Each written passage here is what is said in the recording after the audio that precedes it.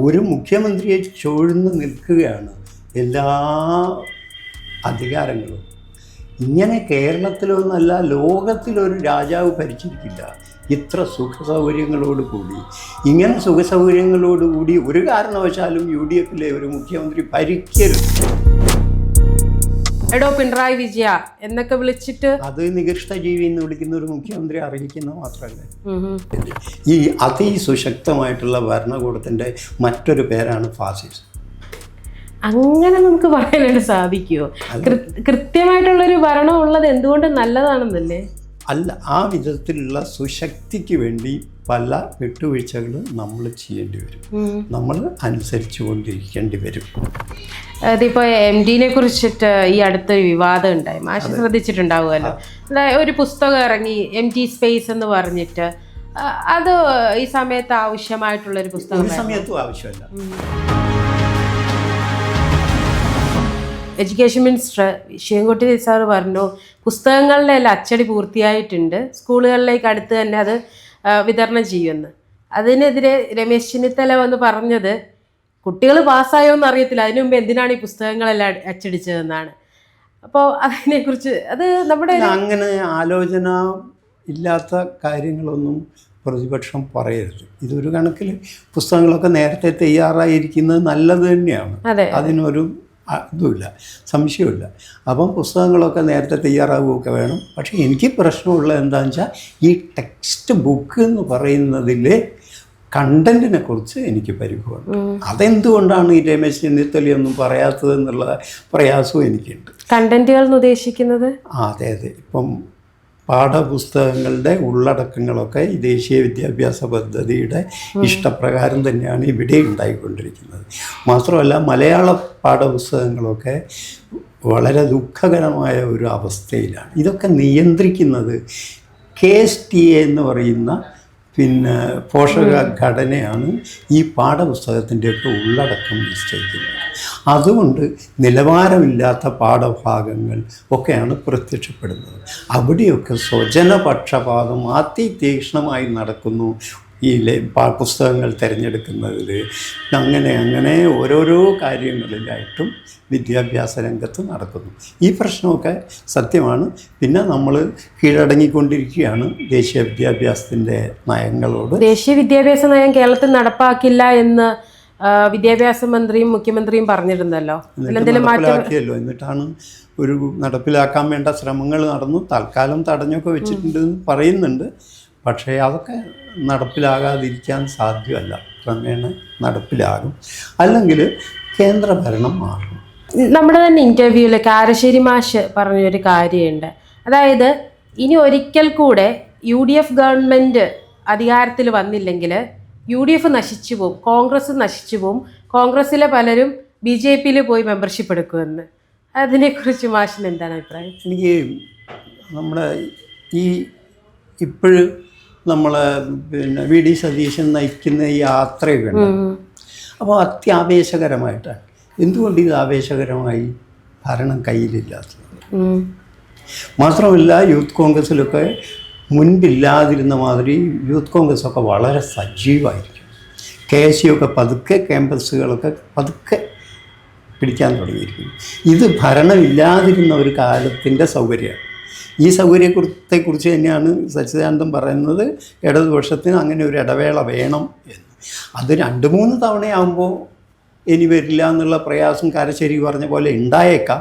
പക്ഷേ ഇപ്പോൾ അവർ ശക്തിപ്പെടാൻ കാരണമായിരിക്കുന്നത്. ഇനി ഒരിക്കൽ കൂടെ ഭരണം കിട്ടിയില്ലെങ്കിൽ ഈ ഒരു ചാൻസ് മാഷ് കാണുന്നുണ്ടോ? അങ്ങനെ ഞാൻ കാണുന്നില്ല. എന്തുകൊണ്ട് അത് സംഭവിച്ചു എന്നതൊക്കെ ഇവിടെ ഒരു വലിയ വിഷയമായിട്ട് മാറും എന്നാണ് ഞാൻ വിചാരിക്കുന്നത്. ഇപ്പോൾ UDF അധികാരത്തിൽ വരുവാണ്. അതിൽ ഒരു ഭാഗമാണല്ലോ മുസ്ലിം ലീഗ്. മുസ്ലിം ലീഗിൻ്റെ KM ഷാജിയുടെ ഒരു പ്രസ്താവനയുണ്ട്. അദ്ദേഹം തന്നെ പറയുന്നുണ്ട് മതമാണ് പ്രശ്നമെന്ന് KM ഷാജി പറയുന്നുണ്ട്. അദ്ദേഹത്തിൻ്റെ ഒരു പ്രസ്താവനയാണ്, ഈ അടുത്ത് വന്നൊരു പ്രസംഗത്തിലുള്ളതാണ്, അധികാരം കിട്ടിയേ തീരൂ, അത് നമ്മുടെ ആവശ്യമാണ്. അങ്ങനെ ഒരു സ്റ്റേറ്റ്മെൻറ്റിനെ കുറിച്ച് എന്താണ്? അധികാരം കിട്ടിയേ തീരൂ, അതൊരാവശ്യമാണെന്നല്ലേ LDF സർക്കാരും വിചാരിക്കുന്നത്. നമുക്ക് സ്കൂളുകൾ അനുവദിക്കുന്നില്ല, നമ്മുടെ വിഭാഗത്തിന് സ്കൂളുകൾ അനുവദിക്കുന്നില്ല, ടീച്ചർമാരുടെ പൊസിഷനുകൾ കിട്ടുന്നില്ല, അങ്ങനെയൊക്കെയാണ് പുള്ളിയുടെ ആവശ്യങ്ങൾ. അതൊക്കെയാണ് അല്ല, അതൊന്നും രാഷ്ട്രീയ അഭിപ്രായങ്ങളല്ലാത്തതുകൊണ്ട് എനിക്ക് പ്രതികരണമില്ല. ശരി. മാഷ് കോൺഗ്രസിൻ്റെ പല വേദികളിലും സജീവമായിട്ടുള്ളതാണ്. മാഷിൻ്റെ രാഷ്ട്രീയം എന്താണ് അത് പറയാൻ? ഞാൻ കോൺഗ്രസ്സുകാരനല്ല, എനിക്കൊരു രാഷ്ട്രീയ പാർട്ടിയുമില്ല. പിന്നെ എന്തുകൊണ്ട് കോൺഗ്രസിൻ്റെ ഇതിലുണ്ടാകുന്നതെന്ന് വെച്ചാൽ, കോൺഗ്രസ്സിനെ എനിക്ക് സുഖമായിട്ട് ഇപ്പം കാരശ്ശേരി ഞാനുമൊക്കെ കോൺഗ്രസ് വേദികളിൽ കോൺഗ്രസ്സിനെ ശക്തമായിട്ട് വിമർശിക്കും, ഒരു പ്രശ്നവുമില്ല. പക്ഷേ കമ്മ്യൂണിസ്റ്റ് പാർട്ടിയിൽ എനിക്ക് വിമർശിക്കാൻ ഒരു ഇടവുമില്ല. വിയോജിക്കുന്നവർ ആ ഭാഗത്ത് പ്രത്യക്ഷപ്പെടാൻ അവർ സമ്മതിക്കില്ല. അത് തികച്ചും ഏകാഭിപ്രായക്കാരുടെ ഒരു ഇതാണ്. ഇത് ഭിന്നാഭിപ്രായക്കാർ അതിനകത്ത് തന്നെ ധാരാളമുണ്ട്. നമുക്ക് പോയിട്ട് എന്താ വെച്ചാൽ അവരെ വിമർശിക്കാം. ഒരു എഴുത്തുകാരെന്നുള്ള നിലയ്ക്ക് സ്വതന്ത്രമായിട്ടുള്ള അഭിപ്രായങ്ങൾ പറയുന്ന ഇടമാണ് എനിക്ക് ഇഷ്ടം. അതുകൊണ്ട് ഇങ്ങനെ വിയോജിക്കാവുന്ന ഒരിടം അവർക്കുണ്ട് എന്നതാണ് വ്യത്യാസം. വലിയ വ്യത്യാസമാണത്. പക്ഷെ മാഷിനെതിരെയുള്ള വിമർശനം, മാഷ് ഒരു കോൺഗ്രസ്സുകാരനായതുകൊണ്ടാണ് ഇത്തരത്തിൽ ഗവൺമെന്റിനെ കടന്നാക്രമിക്കുന്നത്, ഗവൺമെന്റ് ചെയ്യുന്ന നല്ല കാര്യങ്ങൾ കാണാതെ പോകുന്നതെന്നാണ് ഒരു വിമർശനമുള്ളത്. അത് അങ്ങനെയല്ല. ഇത് കാണാതെ പോകുന്നത് കൊണ്ട് ഞാനൊരു കോൺഗ്രസ്സുകാരനായിരിക്കും എന്ന് അവർ ഊഹിക്കുക ചെയ്യുന്നത്. അവർ ചെയ്യുന്നത് കാണണം ഞാൻ, അംഗീകരിക്കണം ഞാൻ, അനുകൂലിക്കണം ഞാൻ. അത് ചെയ്യാത്തത് കൊണ്ട് അവർക്ക് വിരുദ്ധമായിട്ടുള്ള ഒരു പാർട്ടി അനുഭാവിയായിരിക്കാം ഞാൻ എന്ന് അവർ ഊഹിക്കുകയാണ് ചെയ്യുന്നത്. UDFിൻ്റെ ഈ യാത്രയെ കുറിച്ചിട്ട് പറഞ്ഞു. അതിൽ തന്നെ കഴിഞ്ഞ ദിവസങ്ങളിലൊക്കെ കാണുന്ന ചെറിയ ചെറിയ അസ്വാരസ്യങ്ങൾ പ്രകടമായിട്ടുണ്ട്. UDFിൻ്റെ ഉള്ളിൽ എപ്പോഴുമുള്ള ഒരു പ്രശ്നമാണ് ഒരു യൂണിറ്റി. മാഷ് തന്നെ പറഞ്ഞു, അഭിപ്രായങ്ങൾ മാറ്റിയും മറിച്ചും പറയുന്ന ആളുകളെ അതിൻ്റെ ഇടയിൽ ഉണ്ടെന്ന് പറയുന്നുണ്ട്. ഇപ്പോൾ ഈ യൂണിറ്റി എത്രമാത്രം ഇമ്പോർട്ടൻ്റ് ആണ് ഈ ഇലക്ഷൻ വരികയാണ് ആ സമയത്ത്? യൂണിറ്റി പരിധി വിട്ടാൽ അത് ഏകാധിപത്യവും. യൂണിറ്റി തീർത്തും ഇല്ലെങ്കിൽ അത് അരാജകത്വമാണ്. അപ്പോൾ ഈ അരാജകത്വത്തിനും ഏകാധിപത്യത്തിനും നടുവിൽ നിൽക്കുന്ന ഒരു സംഘമാണ് UDF എന്നാണ് എനിക്ക് മനസ്സിലായിട്ടുള്ളത്. അതിൻ്റെ ഗുണവും അതിൻ്റെ ദോഷവും അവർക്കുണ്ട്. ഈ കുറ്റ്യാടിയിൽ നടന്ന സംഭവത്തിൽ അത് പക്ഷേ എനിക്ക് വിശ്വസനീയമല്ല. അതൊക്കെ ആ വിധത്തിൽ വളച്ചൊടിച്ചതാകാം എന്ന് ഞാൻ വിചാരിക്കുന്നു. കാരണം കോൺഗ്രസ്സിന് കുറച്ച് പുതിയ നേതാക്കളും പുതിയ ഒരു ഊർജമൊക്കെ കിട്ടിയിട്ടുണ്ട്. അത് തീർച്ചയായിട്ടും മറുപക്ഷത്തിന് പ്രയാസം ഉണ്ടാക്കുന്നുണ്ട്. ഈ കോൺഗ്രസിൻ്റെ യുവതലമുറയെ കുറിച്ച് പറഞ്ഞല്ലോ. ഇപ്പോൾ ഷാഫി ആണെങ്കിലും രാഹുലിൻ്റെ കാര്യം നമുക്കറിയാവുന്നതാണ്. ഇവരൊക്കെ ആയിരുന്നു ഒരു സമയത്ത് ഈ അടുത്ത കാലം വരെ കോൺഗ്രസിനെ എന്താ പറയുക സോഷ്യൽ മീഡിയ വഴിയുമാണെങ്കിലും ആളുകളിലേക്ക് എത്തിച്ചത്. ഇവരുടെ ഒരു പെരുമാറ്റ ശൈലി, പ്രത്യേകിച്ച് ഷാഫിയുടെയും രാഹുലിൻ്റെയൊക്കെ പെരുമാറ്റ ശൈലി അങ്ങനെയാണ്. രാഹുലിനെയും ഷാഫിയൊക്കെ ഒരു പോലെ പറയുക. രാഹുലിൻ്റെ പേരിൽ ഈ ലൈംഗികാരോപണങ്ങൾ വന്നു. അതിനെക്കുറിച്ചല്ല പറഞ്ഞത്, പെരുമാറ്റത്തിനെ കുറിച്ചിട്ടാണ്. പബ്ലിക് സ്പേസിലുള്ള ഒരു പെരുമാറ്റം, എടോ പിണറായി വിജയ എന്നൊക്കെ വിളിച്ചിട്ട് അത് നികൃഷ്ട ജീവി എന്ന് വിളിക്കുന്ന ഒരു മുഖ്യമന്ത്രി അറിയിക്കുന്നത് മാത്രമല്ലേ. അങ്ങനെ ഇവർ സംസാരിക്കുന്നത് തെറ്റില്ല എന്നാണ് പറയുന്നത്. ഇങ്ങനെ പറയുന്ന ആളോട്, അല്ലാത്ത ഒരാളോട് പറയരുത്. അങ്ങനെ ഒരു വാക്ക് പോലും ഉപയോഗിക്കാത്ത ഒരു EMSനോടോ ഒരു C അച്യുതമേനോനോടോ ഇങ്ങനെ ഒരാൾ പറഞ്ഞാൽ അത് മഹാ അപരാധമാണ്. പക്ഷേ ഇങ്ങനത്തെ വാക്കുകൾ സുലഭമായിട്ട് ഉപയോഗിക്കുന്ന ഒരു മുഖ്യമന്ത്രി അത് കേൾക്കാൻ വിധിക്കപ്പെട്ടു. പ്രായത്തിൻ്റെ ഒരു പ്രായമില്ല. ശരി. മാഷ് രാഹുൽ ഗാന്ധിയും പ്രിയങ്ക ഗാന്ധിയും ഒക്കെ വയനാട്ടിൽ വന്നപ്പോഴത്തേക്കിനും മാഷിനെ വന്ന് കാണുകയും ചർച്ചകൾ നടത്തിയിട്ടുള്ളതാണ്. അപ്പം വലിയൊരു ചോദ്യം ഉണ്ടായിരുന്നു രാഹുൽ ഗാന്ധി ഇവിടെ വന്നപ്പോഴത്തേക്കിനുള്ള വലിയൊരു ചോദ്യമാണ്, പ്രിയങ്ക ആണെങ്കിൽ പോലും എന്തുകൊണ്ട് ഇവർ നോർത്ത് ഇന്ത്യ വിട്ടിട്ട് അല്ല UP ഹിന്ദി ഹൃദയഭൂമി വിട്ടിട്ട് കേരളത്തിലെ കോൺഗ്രസിൻ്റെ ഏറ്റവും സേഫ് സീറ്റായിട്ടുള്ള വയനാട്ടിൽ വന്ന് മത്സരിച്ചു എന്നുള്ളത്? കോൺഗ്രസിൻ്റെ ഏതെങ്കിലും സ്ഥാനാർത്ഥിക്ക് അവർക്ക് കിട്ടിയതിൻ്റെ പകുതിയെങ്കിലും വോട്ട് കിട്ടിയിട്ടുണ്ട്. കേരളത്തിലെ ജനങ്ങൾ ശരിക്കും ആഗ്രഹിച്ചത് കൊണ്ടല്ലേ ഈ പ്രിയങ്കയ്ക്ക് ഈ വിധത്തിലുള്ള വലിയ വോട്ട് കിട്ടിയിട്ടുള്ളത്. അതുകൊണ്ട് ഞങ്ങളുടെ പ്രദേശത്ത് നിന്ന് അവർ പാർലമെൻറ്റിൽ എത്തണം എന്ന് വയനാട്ടുകാർ ആഗ്രഹിച്ചത് കൊണ്ട് കൂടിയല്ലേ ഈ വിധത്തിലുള്ള വോട്ട് രേഖപ്പെടുത്തപ്പെട്ടത്. ഒരു ഇടതുപക്ഷക്കാരനും അതിൻ്റെ സമീപത്തൊന്നും എത്താൻ സാധിച്ചിട്ടില്ല. ഇത് ജനപ്രീതി ശരിയാണ്, ജനപ്രീതി ഉണ്ട് അവർക്ക്. പക്ഷേ എന്തുകൊണ്ട് ജനപ്രീതി ഉണ്ടായി? അതല്ല, എൻ്റെ ചോദ്യം എന്താണെന്ന് വെച്ചാൽ സെൻട്രലിൽ, അതായത് ഡൽഹിയിൽ BJP ഗവൺമെൻറ്റിനെ കൂട്ട് അല്ലെങ്കിൽ RSS ഉള്ള ഒരു സ്ഥലത്ത് അവിടെ നിന്ന് ഫൈറ്റ് ചെയ്യാതെ എന്തുകൊണ്ട് ജയിച്ചല്ലോ. രാഹുൽ ഗാന്ധി അവിടെ നിന്ന് ജയിച്ചു, റായ്ബറേലിയിൽ നിന്ന് ജയിച്ചു. പ്രിയങ്കയ്ക്ക് വരേണ്ടി വന്നു ഇവിടെ വയനാട്ടിലേക്ക്. അപ്പോൾ അതെന്തുകൊണ്ടായിരുന്നു വെച്ചാൽ രാഹുൽ ഗാന്ധിക്ക് ഈ വൻ വിജയം കൊടുത്തു. ആ ജനതയെ അവഗണിക്കരുത്, വിസ്മരിക്കരുത് എന്ന് കരുതിയിട്ട് പ്രിയങ്കയെ ഇങ്ങോട്ട് അയച്ചു. അതുകൊണ്ട് രാഹുൽ ഗാന്ധി അവിടെ നിൽക്കുക ചെയ്ത്, നോർത്ത് നിന്ന് ഓടിപ്പോരും എല്ലാം ചെയ്തിരിക്കുന്നത്, പ്രിയങ്ക ഇവിടെ നിൽക്കുക ചെയ്തു. അപ്പോൾ ഇങ്ങനെ ഇവരുടെ ആവശ്യം കൂടിയായിരുന്നു. അതുകൊണ്ടാണല്ലോ ഈ ഭൂരിപക്ഷം. ഞങ്ങളുടെ ഒരു ഭാവി പ്രധാനമന്ത്രിയോ മറ്റോ ഞങ്ങളുടെ നാട്ടിൽ നിന്നുണ്ടാകണം എന്നുള്ളൊരു മോഹം കൂടി വയനാട്ടുകാർക്കുണ്ടായിരിക്കാം. മാഷി LDF ഈ സ്വജനപക്ഷപാതത്തിനെ കുറിച്ച് പറഞ്ഞു. നമ്മളിപ്പോൾ കോൺഗ്രസിനെ കുറിച്ച് പറയുമ്പോഴത്തേക്കിന് രാഹുൽ ഗാന്ധി, പ്രിയങ്ക ഗാന്ധി, ഈ പ്രിയങ്ക ഗാന്ധിയുടെ മരിക്കുന്നത് വരെ കേൾക്കുന്നുണ്ട്. ഇതല്ലേ ഏറ്റവും വലിയൊരു സ്വജനപക്ഷപാതം? അത് സ്വജനപക്ഷപാതമല്ല. ഒരു പക്ഷേ ഒരു ശാസ്ത്രജ്ഞൻ്റെ പുത്രൻ, ഇപ്പം സച്ചിൻ തെണ്ടുൽക്കർ, പിന്നെ ഒരു വലിയ കവിയുടെ മകനാണ്. പിന്നെ ഇങ്ങനെ ഒരു ജീനിലൊരു ശേഷിയുണ്ട്. ഇപ്പോൾ ഇന്ദിരാഗാന്ധിക്കൊക്കെ കുഞ്ഞായിരിക്കുന്ന സമയത്ത് വേൾഡ് ഹിസ്റ്ററി എഴുതി അയക്കുക കത്തായിട്ട് ജവഹർലാൽ നെഹ്റു. ഇതൊരു സൗകര്യവും സാഹചര്യമല്ലേ? ഇങ്ങനെ ഒരു നേതാവിൻ്റെ മക്കൾക്ക് മറ്റൊരാൾക്ക് സാധിക്കാവുന്നതിലേറെ ഈ പ്രവർത്തന പരിചയം ഉണ്ടാവുകയല്ലേ ചെയ്യുക. സ്വന്തം അച്ഛൻ ഇങ്ങനെ വെട്ടിക്കൊലപ്പെടുത്തപ്പെട്ട ആ വിധത്തിൽ ദാരുണമായ രാഷ്ട്രീയ അനുഭവമുള്ള ഒരാൾ ഇതിനൊക്കെ എതിരെ ചോദിക്കണമെന്നും ഇതല്ലാത്ത ഒരു ലോകം ഇവിടെ ഉണ്ടാകണമെന്നും വിചാരിച്ച് പ്രവർത്തിക്കുകയാണ്. അതുകൊണ്ടായിരിക്കാം അദ്ദേഹം ഈ സ്നേഹത്തിൻ്റെ കട തുറക്കുക എന്നൊക്കെ പറയുന്നതിൻ്റെ പിന്നിൽ അച്ഛൻ്റെ മരണമൊക്കെ ഉണ്ടാകാം. അതൊന്നും പരിഹരിക്കാനുള്ള കാര്യമല്ല. അപ്പോൾ എനിക്ക് അക്കാര്യത്തിൽ വിയോജിപ്പുള്ളത്, അമ്മയോ അച്ഛനോ ഒരു രാഷ്ട്രീയക്കാരനായി മകൻ രാഷ്ട്രീയക്കാരനാവുന്നതിൽ വലിയ സൗകര്യങ്ങളുണ്ട് എന്നാണ് ഞാൻ വിചാരിക്കുന്നത്. അല്ല, ഈ രാഹുൽ ഗാന്ധിയും പ്രിയങ്ക ഗാന്ധിയും ഒക്കെ ആണെങ്കിൽ MP-മാരാകുന്നതിന് മുമ്പ് അവർക്ക് വലിയ പൊളിറ്റിക്കൽ ബാക്ക്ഗ്രൗണ്ട് ഉള്ളതായിട്ട് അറിയില്ല. അവരെവിടെയും പോയി പ്രവർത്തിച്ചതായിട്ടും അറിയത്തില്ല. പിന്നെ എങ്ങനെയാണ് ഒരു ഫാമിലി? രാഹുൽ ഗാന്ധി ഇപ്പം ഇപ്പോഴാണ് പ്രവർത്തിക്കുന്നുണ്ടല്ലോ. അത് ഈ സമ്പ്രദായത്തിൽ വന്നതുകൊണ്ടായിക്കൂടെ. ഇന്ന് ഇന്ത്യയിൽ ഞാൻ വിചാരിക്കുന്നത് ഏറ്റവും ശക്തമായിട്ട് പ്രവർത്തിക്കുന്ന ഒരു രാഷ്ട്രീയ നേതാവ് മറ്റൊരു പാർട്ടിയിലുമില്ല, രാഹുൽ ഗാന്ധിയാണെന്ന് ഞാൻ വിചാരിക്കുന്ന ഒരാളാണ് ഞാൻ. അത് എത്ര വർഷത്തെ ട്രെയിനിങ്ങിന് ശേഷമാണ്? അതുകൊണ്ടെന്താ തെറ്റ്? ഇത്രയും കാലം നിശബ്ദനായിരുന്നു, ഇത്രയും കാലം പുറത്തു വന്നില്ല, അയാൾ രൂപപ്പെടുകയായിരുന്നു, അയാളിപ്പം പ്രവർത്തിക്കുന്നു. ഇപ്പോഴയാൾ എങ്ങനെ പ്രവർത്തിക്കുന്നു? ഇപ്പോൾ ഈ കോൺഗ്രസിൻ്റെ ലീഡർഷിപ്പ് ഗാന്ധി കുടുംബത്തിൽ മാത്രം ഒതുങ്ങിപ്പോകില്ലേ? അതെന്തിനാണ്? നമ്മുടെ ഒരു ഉത്കണ്ഠയല്ല. അർഹനാണോ? രാഹുൽ ഗാന്ധി അർഹനാണ്. അതുകൊണ്ട് എനിക്കതിൽ പരിഭവമില്ല. അർഹതയില്ലാത്ത ഒരാൾ വന്നാലോ പരിഭവം ഉണ്ടാവും. അപ്പോഴീ പ്രശ്നങ്ങളൊക്കെ ഉണ്ട്. നിങ്ങൾ ചോദിച്ച ചോദ്യമൊക്കെ റിലവൻ്റ് ആവും. രാഹുൽ ഗാന്ധിയെ മുൻനിർത്തി ഈ ചോദ്യം റിലവൻ്റ് അല്ല. എന്തുകൊണ്ട്? അയാൾ അതിന് അർഹനാണ്. ഇന്ത്യയിലും ഭാവി രാഷ്ട്രീയത്തിലും നിലവിലെ കേരള രാഷ്ട്രീയത്തിലും കോൺഗ്രസിൻ്റെ ഭാവി എന്തായിരിക്കും? കോൺഗ്രസ് സ്വയം തിരുത്തിയും അതുപോലെ അവരുടെ പാരമ്പര്യത്തോട് നീതി ചെയ്തു. ഒരു മഹാത്മാഗാന്ധി പ്രസിഡൻ്റായിരുന്ന ഒരു പാർട്ടിയാണ് കോൺഗ്രസ് എന്ന് പറയുന്നത്. അപ്പോൾ വലിയ പാരമ്പര്യമുള്ള ഒരു പാർട്ടിയാണ്. അതാണ് ഇന്ത്യൻ ഭരണകൂടത്തെ ഉണ്ടാക്കിയിട്ടുള്ളത്. ഈ രാജ്യത്തെ ഇത്ര കാലമായിട്ടും ഏകാധിപത്യത്തിൽ വഴുതിപ്പോകാതെ നിലനിർത്തുന്നത് ഈ ഭരണഘടനയാണ്.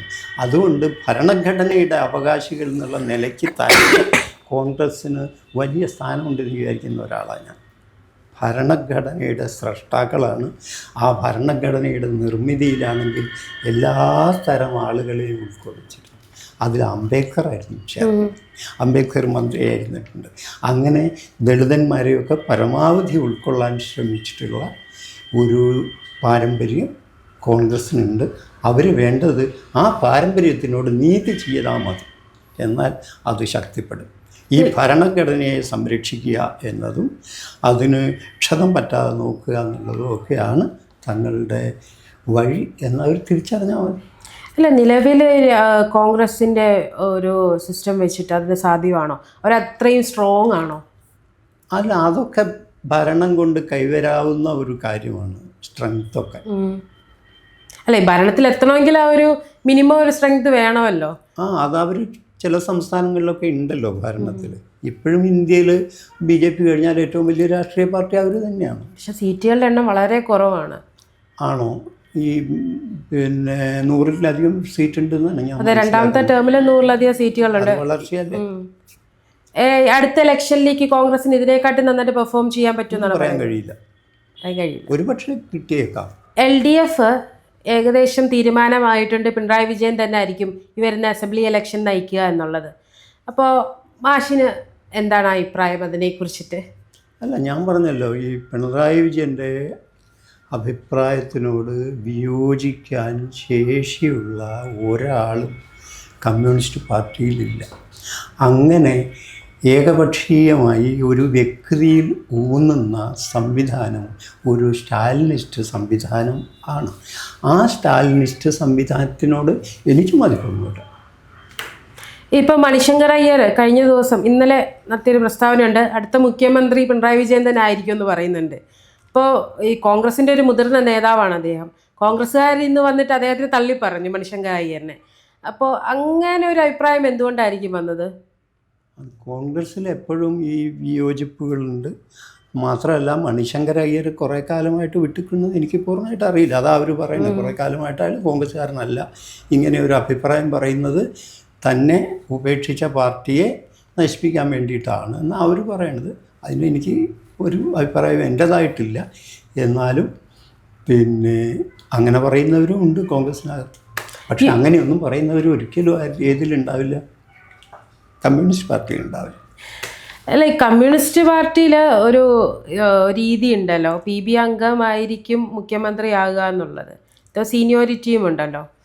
അതനുസരിച്ച് വരുമ്പോഴത്തേക്കിന് പിണറായി വിജയൻ, MV ഗോവിന്ദൻ, വിജയരാഘവൻ ഇവർ 3 പേര് മാത്രമാണ് PBയിലുള്ളത്.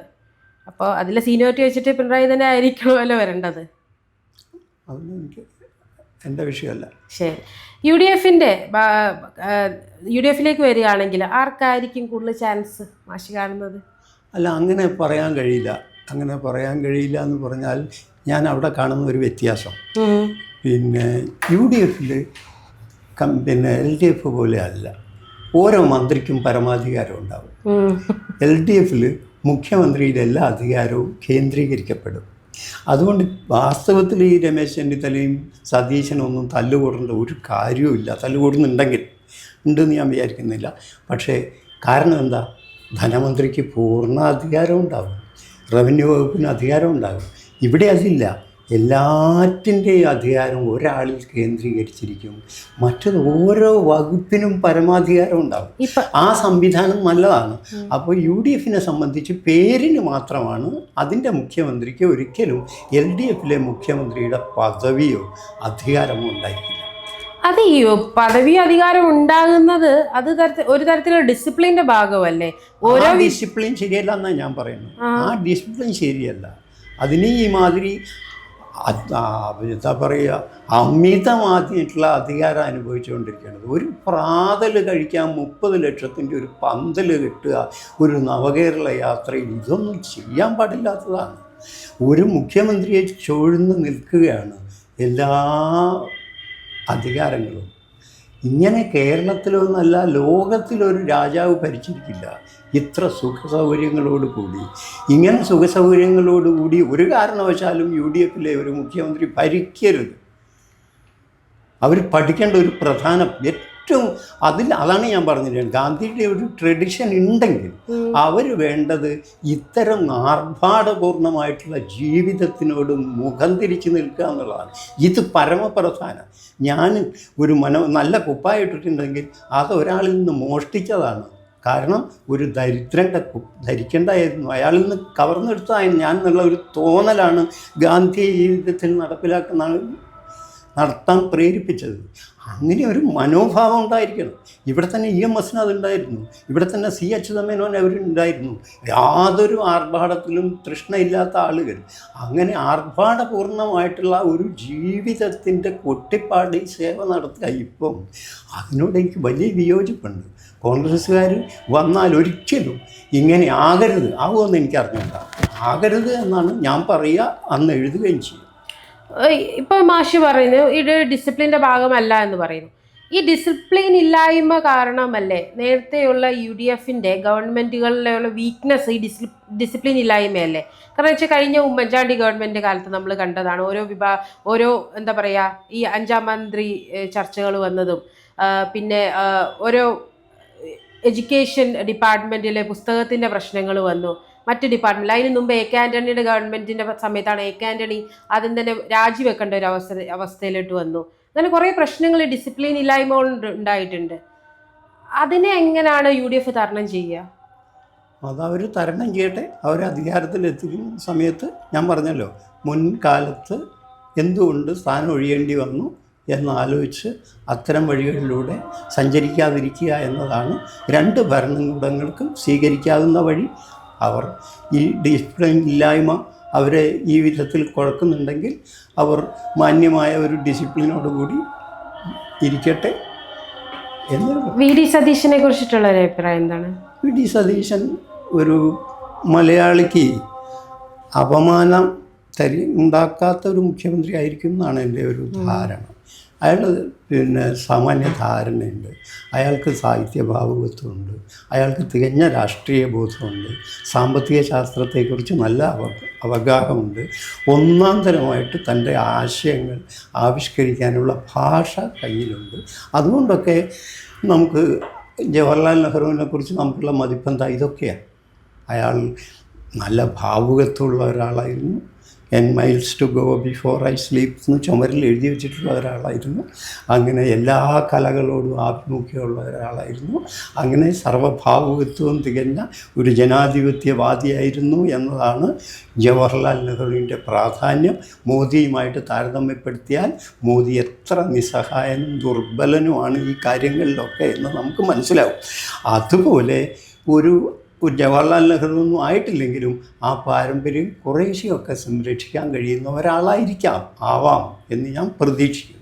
ഈ VD സതീശനെ കുറിച്ചിട്ട് ഇപ്പോൾ വളരെയധികം കേൾക്കുന്നൊരു കാര്യമാണ് അദ്ദേഹം നുണകൾ പറയുന്നു, നുണകൾ പ്രചരിപ്പിക്കുന്നു എന്നുള്ളത്. അതിൽ ഒരു എക്സാമ്പിൾ ഞാൻ പറയാം. അത് എനിക്കറിയാവുന്ന ഒരു എക്സാമ്പിൾ ഞാൻ പറയാം. കഴിഞ്ഞ ദിവസം ഈ യാത്രയുടെ ഭാഗമായിട്ട് വയനാട്ടിലെത്തിയപ്പോഴത്തേക്കിന് VD സതീശൻ പറഞ്ഞൊരു പ്രസ്താവനയാണ്. അതായത് വെറും 4 മാസം കൊണ്ടാണ് കോൺഗ്രസ് ഇവരുടെ റീഹാബിലിറ്റേഷന് വേണ്ടിയിട്ടുള്ള ഭൂമി കണ്ടെത്തിയത്. ഗവൺമെൻറ് ആകട്ടെ ഇതുവരെ ഒരു പണിയും ചെയ്തിട്ടില്ലെന്നാണ്. പക്ഷെ നമ്മുടെ കൺമുമ്പിലുള്ളൊരു കാഴ്ചയാണ് 170 വീടുകളുടെ പണി അവിടെ പൂർത്തിയായിട്ടുണ്ട് ഗവൺമെൻറ്റിൻ്റെ. കോൺഗ്രസ് ആവട്ടെ തറക്കല്ല് പോലും ഇട്ടിട്ടില്ല. വളരെയധികം മാസങ്ങൾക്ക് ശേഷം അവർ 4 ഏക്കറോളം ഭൂമി അവിടെ വാങ്ങിയിട്ടുള്ളത് സത്യമാണ്. ഇത്തരത്തിലുള്ള കാര്യങ്ങൾ ഒരു സങ്കോചവും കൂടാതെ മൈക്കിന് മുമ്പ് പറയുന്നത് എന്തുകൊണ്ടായിരിക്കും? ഈ ഫ്ലഡ് റിലീഫ് ഫണ്ട് എത്രയാണ് കേരള ഗവൺമെൻറ്റിന് ലഭിച്ചിട്ടുള്ളത്? അത് യഥോചിതം യഥാവസരം ഉപയോഗിച്ചു. എത്ര കഴിഞ്ഞിട്ടാണ് അത് ഉപയോഗിച്ചത്? ഇവർ പ്രതിപക്ഷമല്ലേ, അവർക്ക് എന്ത് അവസരമാണ്, എന്ത് സമ്പത്താണ്? ഈ മഹാസമ്പത്തിൻ്റെ മുഴുവൻ ഉടമയല്ലേ ഭരണകക്ഷി. അവർ എന്നിട്ട് ചെയ്തോ യഥാവസരത്തിൽ? വേണ്ട വിധത്തിലാണോ നടന്നുകൊണ്ടിരിക്കുന്നത്? ഇപ്പോഴും നേരത്തെ ബ്ലൈൻഡിനെ കുറിച്ച് പറഞ്ഞ പോലെ അനർഹരൊക്കെ അതിലുണ്ടെന്നാണ് പറയുന്നത്. അർഹർ പലരും ഇല്ല എന്നാണ് പറയുന്നത്. അപ്പോൾ കുറ്റമറ്റ രീതിയിൽ ഇതൊക്കെ നടപ്പിലാക്കുക എന്ന് പറയുന്നതിൽ പല പ്രശ്നങ്ങളുമുണ്ട്. അത് രണ്ടു കൂട്ടരും അനുഭവിക്കുന്നുണ്ട്. ഈ സതീശൻ പറഞ്ഞ ഒരു കാര്യത്തിൽ പ്രശ്നമുള്ളത്, കോൺഗ്രസിൻ്റെ ഒരു പ്രശ്നമുള്ളത്, ഇവർ ഈ ഫണ്ട് പിരിച്ചതിനെ കുറിച്ചിട്ട് വിവാദമുണ്ട്. അതായത് ഒരു ആപ്പ് ഉണ്ടായിരുന്നു ഫണ്ട് പിരിക്കാൻ, ആ ആപ്പിനെ കുറിച്ച് ഇപ്പോൾ അറിയില്ല. എത്ര രൂപ ഇവർ പിരിച്ചു എന്ന് അറിയത്തില്ല. യൂത്ത് കോൺഗ്രസ് ആദ്യം പറഞ്ഞത് 80 ലക്ഷം രൂപ പിരിച്ചു എന്ന് പറയുന്നു. ഇപ്പോൾ ഒരു 1 കോടി രൂപയിൽ മേളിലെങ്ങാണ്ട് കോൺഗ്രസിന് കൊടുത്തു. അത് 130 വീടുകൾ പണിയെന്ന് പറഞ്ഞു. 100 വീടുകളാക്കി അത് ഇപ്പം ചുരുക്കി. അപ്പോൾ ഒരു അവ്യക്തത തീർച്ചയായിട്ടും വ്യക്തത ഉണ്ടാകാൻ പാടില്ല. വളരെ വ്യക്തമായിട്ട് ഇത്ര പിരിച്ചിരിക്കുന്നു, ഇത്ര ചെലവ് ചെയ്തിരിക്കുന്നു, ഇത്ര ചെലവ് ചെയ്യാൻ വൈകിയതിൻ്റെ കാരണം ഇന്നതാണ് എന്ന് ജനങ്ങൾക്ക് മുമ്പിൽ പറയാനുള്ള പൂർണ്ണ ഉത്തരവാദിത്വം സതീശനും കോൺഗ്രസ് പാർട്ടിക്കും ഉണ്ട്. അവരത് ചെയ്യേണ്ടത്. പക്ഷേ ഈ ഉത്തരവാദിത്വം മറുവശത്തുണ്ട് എന്ന് സൂചിപ്പിക്കുക ഞാൻ ചെയ്യുന്നു. ഇപ്പോൾ ഈ കോൺഗ്രസിൻ്റെ കാര്യം പറഞ്ഞപ്പോഴത്തേക്ക് ഇത്തരത്തിലുള്ള പ്രശ്നങ്ങൾ ഈ ലീഡർഷിപ്പ് ക്വാളിറ്റിയിലുള്ള ഒരു പോരായ്മയല്ലേ? കൃത്യമായിട്ടൊരു ലീഡർഷിപ്പ് ഉണ്ടെങ്കിൽ, കൃത്യമായിട്ട് കാര്യങ്ങൾ മൂവ് ചെയ്യാനായിട്ട് ആളുകളുണ്ടെങ്കിൽ. ശക്തമായ ഭരണകൂടത്തിന് പൂർണ്ണമായിട്ട് എതിരായിട്ടുള്ള ഒരാൾ, ഒരു അരാജകത്വത്തിനും നേരത്തെ പറഞ്ഞതുപോലെ ഇടയിലുള്ള ഒരു ഒരു ഫ്ലെക്സിബിളായിട്ടുള്ള ഒരു ഭരണത്തിനെയാണ് ഞാൻ ഇഷ്ടപ്പെടുന്നത്. ഒരു സുശക്തമായ ഭരണം ഉണ്ടാകരുത്. അടിയന്തരാവസ്ഥ പോലെ ഒരു കാലം, അല്ലെങ്കിൽ മോദി ഗവൺമെൻറ് ഭരിച്ചുകൊണ്ടിരിക്കുന്ന അവരുടെ സംസ്ഥാനങ്ങളിലേതുപോലുള്ള ഒരു സുദൃഢമായ അവസ്ഥയൊന്നും ഉണ്ടാകരുത്. മനുഷ്യന്മാരെ വേറെ ഒരാളും ഭരിക്കുകയൊന്നും വേണ്ട, സ്വയം ഭരിക്കാനുള്ള സാഹചര്യം ഉണ്ടാക്കുക വേണ്ടത്. മനസ്സിലായില്ലേ? ഈ അതിസുശക്തമായിട്ടുള്ള ഭരണകൂടത്തിൻ്റെ മറ്റൊരു പേരാണ് ഫാസിസം. അങ്ങനെ നമുക്ക് പറയാനായിട്ട് സാധിക്കുമോ? കൃത്യമായിട്ടുള്ളൊരു ഭരണം ഉള്ളത് എന്തുകൊണ്ട് നല്ലതാണെന്നല്ലേ? അല്ല, ആ വിധത്തിലുള്ള സുശക്തിക്ക് വേണ്ടി പല വിട്ടുവീഴ്ചകൾ നമ്മൾ ചെയ്യേണ്ടി വരും, നമ്മൾ അനുസരിച്ചു കൊണ്ടിരിക്കേണ്ടി വരും.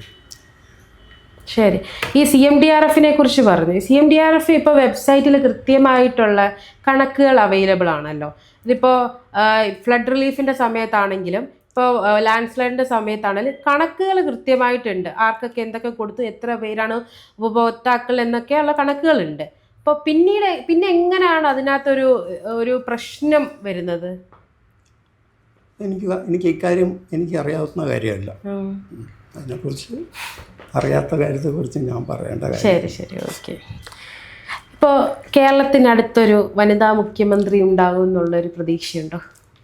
വനിതാ മുഖ്യമന്ത്രി ഉള്ളത് കൊണ്ട് മാത്രം വനിതകളുടെ അവകാശം സംരക്ഷിക്കപ്പെടുമെന്ന് ഞാൻ കരുതുന്നില്ല. ഇന്ദിരാഗാന്ധി ഭരിച്ചപ്പോഴും ഇന്ത്യയിൽ വനിതകളുടെ അവസ്ഥ അത്ര അസൂയാർഹമൊന്നും ആയിരുന്നില്ല. കേരളത്തിൽ KR ഗൗരി മുഖ്യമന്ത്രി ആയിരുന്നെങ്കിലും വനിതകളുടെ അവസ്ഥ അത്ര മെച്ചപ്പെട്ടതൊന്നും ആയില്ല. കാരണം ഈ സിസ്റ്റം ആരുടേതാണ്? പുരുഷൻ്റെതാണ്. ഒരു മുഖ്യമന്ത്രിയെ കൊണ്ടൊന്നും അത് പരിഹരിക്കാൻ സാധ്യമല്ല. അവരതിന് വഴിപ്പെടാനേ സാധിക്കും. ഈ സിസ്റ്റം ശക്തിപ്പെട്ടുകൊണ്ടിരിക്കും. അത് വളരെ കാലമായി ക്രമേണ അത് അങ്ങനെയായി തീർന്നേക്കാം, ദുർബലമായി തീർന്നേക്കാം. പെട്ടെന്നൊരു മുഖ്യമന്ത്രി ഒന്നും വന്നതുകൊണ്ട് ഒരു മാറ്റം ഉണ്ടാകുന്നില്ല എന്നുള്ളത് ശരിയായിരിക്കാം. പക്ഷേ ഒരു മുഖ്യമന്ത്രിയിൽ നിന്ന് തുടങ്ങാമല്ലോ. അതെ, ഞാൻ പറഞ്ഞല്ലോ, വീണ്ടും ഈ ഇന്ദിരാഗാന്ധിക്ക് ശേഷം എത്രയോ പേര് വന്നു അല്ലേ? അപ്പോഴൊക്കെ എന്ത് നടന്നു? കുറേശ്ശെ ആയിട്ടാണെങ്കിലും ഒരു സ്ത്രീ സമത്വത്തിലേക്ക് സ്ത്രീ എത്താൻ തുടങ്ങി അല്ലേ? അപ്പോൾ അത് ഇതിനത്ര തടസ്സമൊന്നുമല്ല. എന്നാലും ഒരു സ്ത്രീ ഇത്തരം പദവികളിലിരിക്കുന്നത് സ്ത്രീകൾക്ക് പ്രചോദനമല്ലേ എന്ന് ചോദിച്ചാൽ തീർച്ചയായിട്ടും. ആരെങ്കിലും മനസ്സിലുണ്ടോ ആകാൻ കെൽപ്പുള്ള? ആരെയും ഞാൻ LDFന്റെ ഭാഗത്തുനിന്ന് KK ശൈലജയുടെ പേര് ഉയർന്നു കേൾക്കുന്നുണ്ട്. എന്താണ് മാഷിൻ്റെ അഭിപ്രായം ശൈലജയെക്കുറിച്ചുള്ള അഭിപ്രായം? ഞാൻ പറഞ്ഞിട്ട് വലിയ കുഴപ്പമൊക്കെ ആയതാണ് മുമ്പ്. അതെന്താന്ന് പറഞ്ഞാൽ, ശൈലജയ്ക്ക് പാർട്ടിക്ക് അതീതമായിട്ടുള്ള ഒരു വ്യക്തിത്വം ഉണ്ട് എന്നാണ് ഇലക്ഷൻ കാലത്ത് അവർ പ്രചരിപ്പിച്ചത്. പക്ഷെ പാർട്ടിക്ക് അതീതമായിട്ടുള്ള വ്യക്തിത്വം പാർട്ടിയിൽ ആർക്കുമില്ല. അതിപ്പോൾ സ്വരാജിനായാലും ശൈലജ ടീച്ചർക്കായാലും ഒന്നുമില്ല. കാരണം പാർട്ടി ഒരു തെറ്റ് ചെയ്തിട്ടുണ്ടെങ്കിൽ അത് തെറ്റാണെന്ന് ഇവരാരും അംഗീകരിക്കില്ല. പാർട്ടിയുടെ ശരികൾ മാത്രമേ അവർ കൊണ്ടു നടത്തൂ. TPയുടെ കഥയും സംഗതിയൊക്കെ എല്ലാ കമ്മ്യൂണിസ്റ്റുകാർക്കും അറിയാം. എന്തും അറിയാം, കൊന്നതാണെന്നറിയാം, കോട്ടയം സംഘം കൊന്നതാണെന്നറിയാം. പക്ഷെ അവർ അംഗീകരിക്കും? ശൈലജ ടീച്ചർ അംഗീകരിക്കും? ഇല്ല. അപ്പോൾ പാർട്ടിക്ക് അതീതമായിട്ടുള്ള ഒരു സ്വത്വവും പാർട്ടിയുടെ ഉള്ളിൽ പ്രവർത്തിക്കുന്ന ഒരാൾക്ക് ഉണ്ടാവില്ല. അതുകൊണ്ട് സ്ത്രീയാണെന്നൊക്കെ പറയാം നമുക്ക്, എന്നല്ലാതെ ആ വിധത്തിൽ ഒരുപക്ഷെ മറ്റൊരു രാഷ്ട്രീയ പാർട്ടിയിൽ സാധിക്കുന്നത് സാധ്യമല്ല ഒരു കമ്മ്യൂണിസ്റ്റുകാരിക്ക്. അത് കമ്മ്യൂണിസത്തെ നിലനിർത്തുന്ന ഒരു കാര്യമാണെന്ന് അവർക്ക് പറയാം. അതിന് പൂർണ്ണമായിട്ടും വഴങ്ങിയിട്ടല്ലാതെ സാധ്യമല്ല. ഈ കോവിഡ് കാലത്തൊക്കെ ഹെൽത്ത് മിനിസ്റ്റർ ശൈലജ ടീച്ചറായിരുന്നല്ലോ. ആ സമയത്തൊക്കെ അവർക്ക് ഈ ലോകരാജ്യങ്ങളിൽ നിന്ന് പോലും പ്രശംസ ഏറ്റുപറ്റി എന്നാണ് പറയുന്നത്.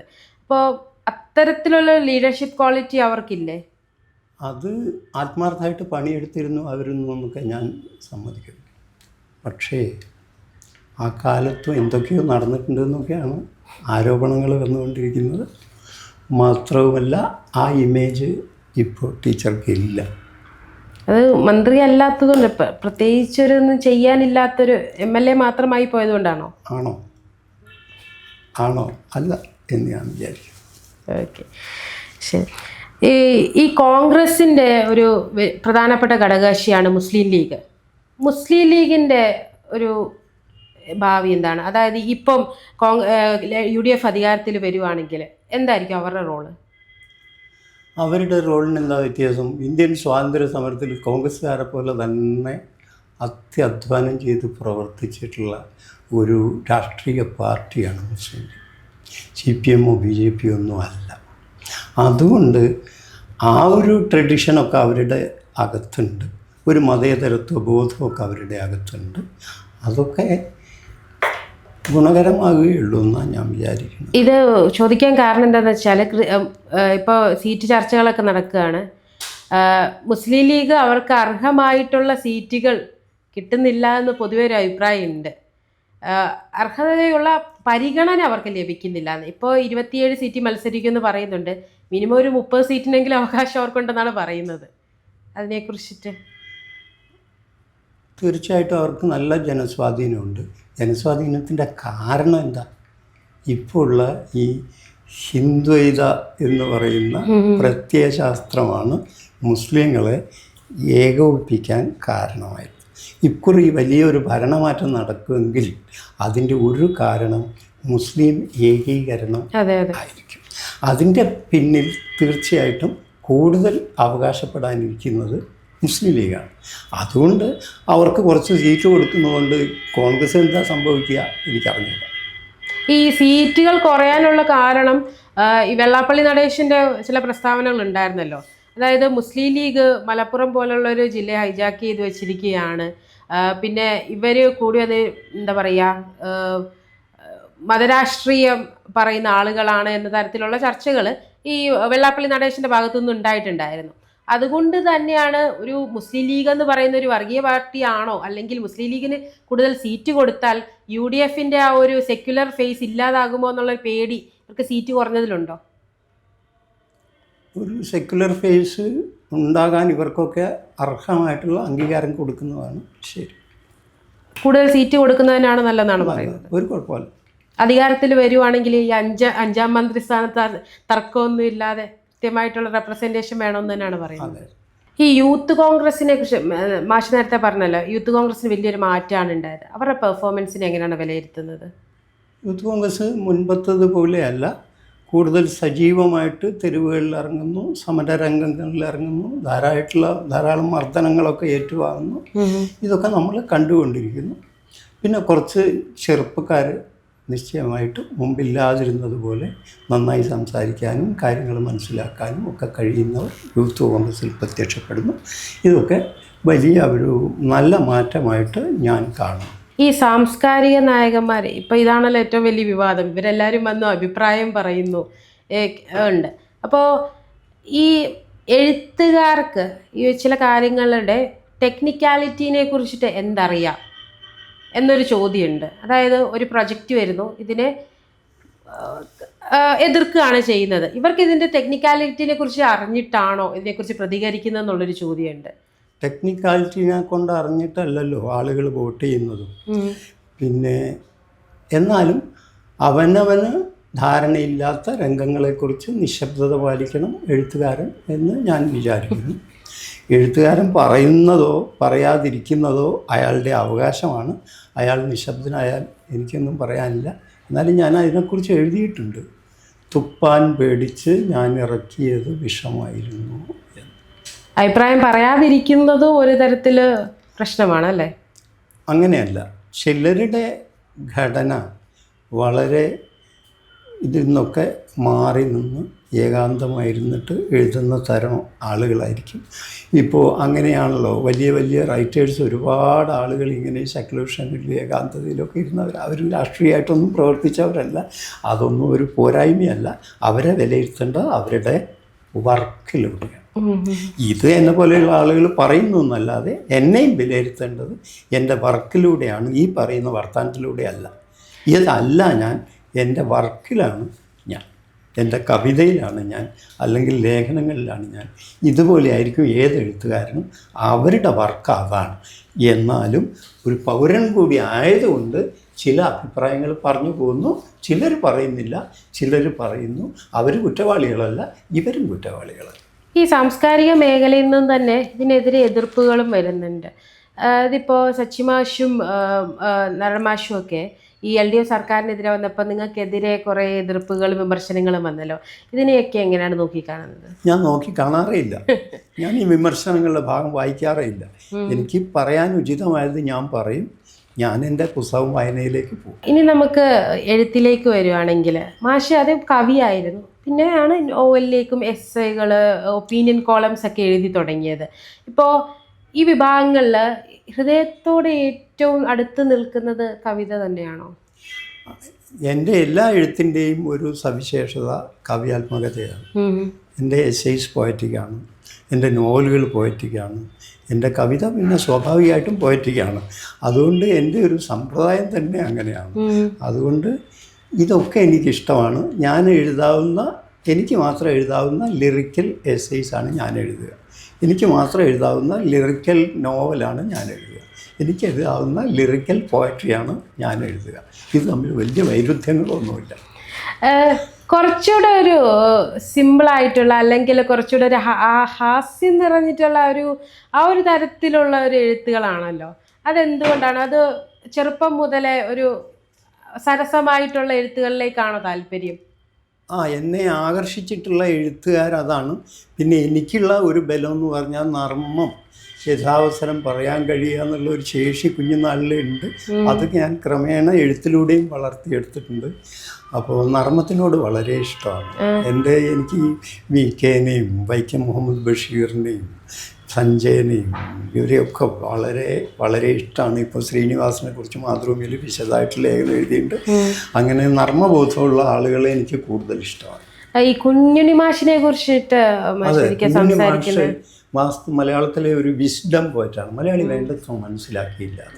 അയാൾ അത്രമേൽ യുണീക്കായിട്ടുള്ള ഒരു ക്യാരക്ടറുള്ള ഒരാളാണ്. വലിയ റൈറ്ററാണ്.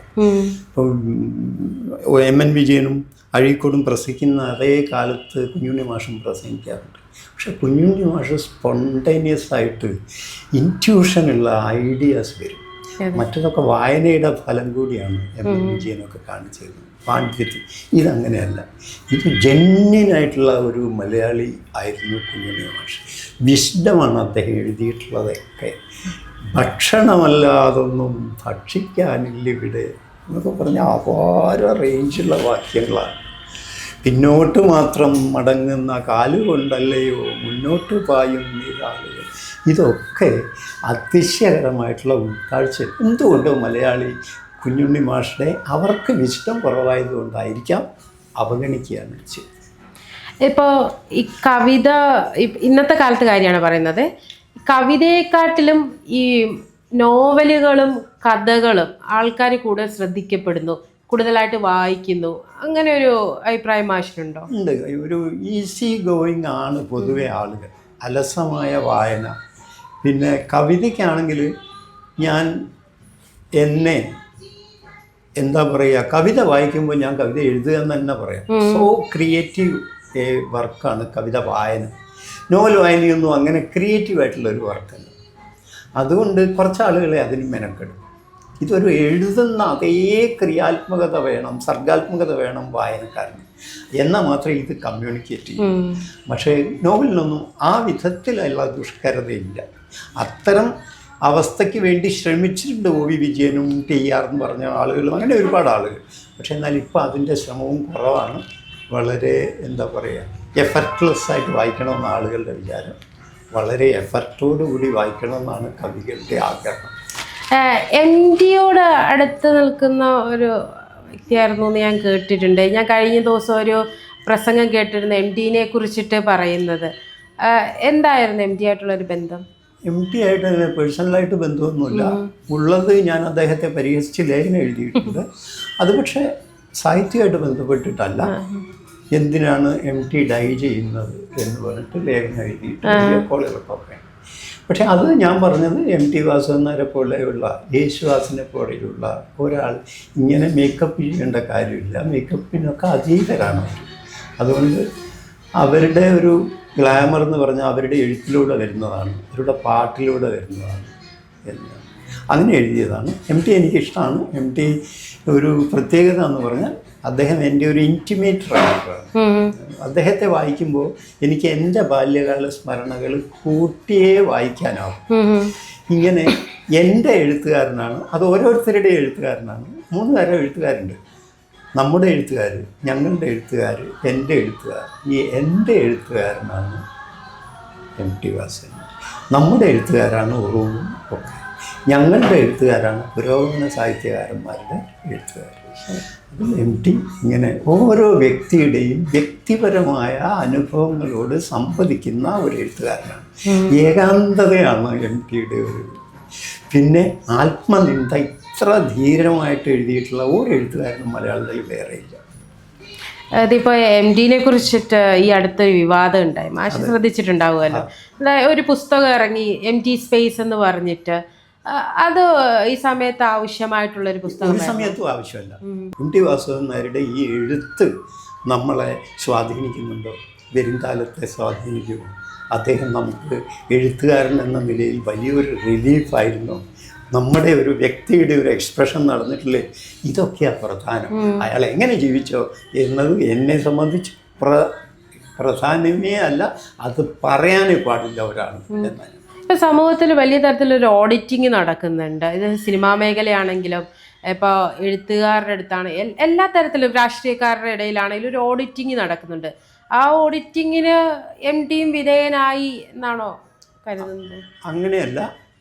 ഇത് അതിൻ്റെ പിന്നിലെ കാരണങ്ങളിലേക്കൊന്നും ഞാൻ പോകുന്നില്ല. ആരെക്കുറിച്ചും അവരുടെ കൃതികളെ അവഗണിച്ച് അവരുടെ വ്യക്തിപരമായ പരാധീനത ചർച്ചാ വിഷയമാക്കരുത്.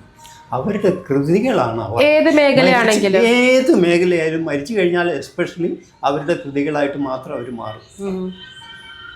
അനോണിമസ് എന്ന് പറയുന്ന ഒരുപാട് കൃതികളുണ്ട്. അവരാരാന്നും കൂടി നമുക്കറിയില്ല. അതുകൊണ്ട് വ്യക്തിയല്ല പ്രധാനം, അവരുടെ വർക്കാണ് പ്രധാനം.